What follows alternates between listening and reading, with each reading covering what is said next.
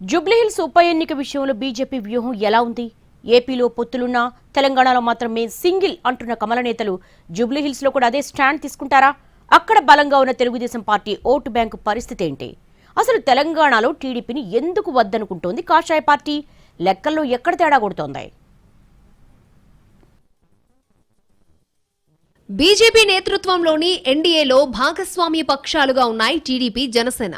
ఆంధ్రప్రదేశ్లో 3 పార్టీలు కలిసి అధికారాన్ని పంచుకుంటున్నాయి కూడా. అటు తెలుగుదేశం ఎంపీలు కేంద్ర మంత్రులుగా ఉన్నారు.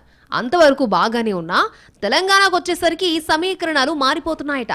మామూలుగా అయితే ఆ 3 పార్టీలు కలిసి కూటమిగానే ముందుకు వెళ్లాలి. కానీ తెలంగాణలో ఉన్న ప్రత్యేక పరిస్థితుల దృష్ట్యా ఇక్కడ కూటమి కట్టకపోవచ్చన్న వాదన బలపడుతోంది. ప్రత్యేకించి త్వరలో జరగాల్సిన జూబ్లీహిల్స్ ఉప ఎన్నిక విషయంలో రాజకీయ విశ్లేషణలు రకరకాలుగా ఉన్న క్రమంలో ఇప్పుడు కూటమికి సంబంధించి కొత్త మాటలు వినిపిస్తున్నాయి. తెలంగాణలో కూడా ఆ 3 పార్టీలు కలిసి ముందుకు సాగుతాయా, కలిసే పోటీ చేస్తాయా అన్న చర్చలు నడుస్తున్నాయి. మరీ ముఖ్యంగా AP BJP MP CM Ramesh comments తర్వాత ఈ చర్చలు జోరందుకున్నాయి. బీఆర్ఎస్ వర్కింగ్ ప్రెసిడెంట్ కేటీఆర్ ని ఉద్దేశించి మాట్లాడుతూ భవిష్యత్తులో తమ 3 పార్టీలు కలిసి పోటీ చేస్తే బీఆర్ఎస్ కు దెబ్బ పడుతుందని కేటీఆర్ భయపడుతున్నట్టున్నారని అన్నారు సీఎం రమేష్.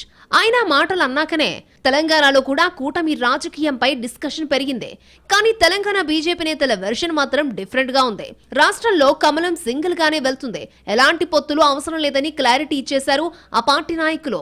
సీఎం రమేష్ వ్యాఖ్యల తర్వాత స్పందించిన బీజేపీ రాష్ట్ర అధ్యక్షుడు రామచంద్రరావు, కేంద్ర మంత్రి బండి సంజయ్ తెలంగాణలో బీజేపీ టీడీపీ పొత్తు ఉండబోదని క్లియర్ గా చెప్పేశారు. రాష్ట్రంలో ఏ ఎన్నిక జరిగినా తాము ఒంటరిగానే పోటీ చేస్తామని, కూటమి కట్టే ప్రసక్తే లేదని అంటున్నారు కాషాయ నేతలు.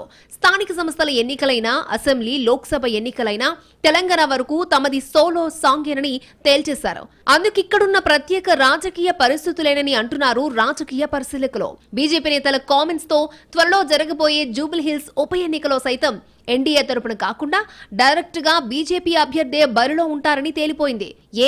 ఎందుకలా? ఏపీలో పొత్తుంది, పైగా జూబ్లీహిల్స్ లో టీడీపీకి ఓటు బ్యాంకు కూడా ఉంది. అలాంటప్పుడు కూటమిగా పోటీ చేస్తే అడ్వాంటేజ్ అవుతుంది కదా అన్నది కొందరి ప్రశ్న.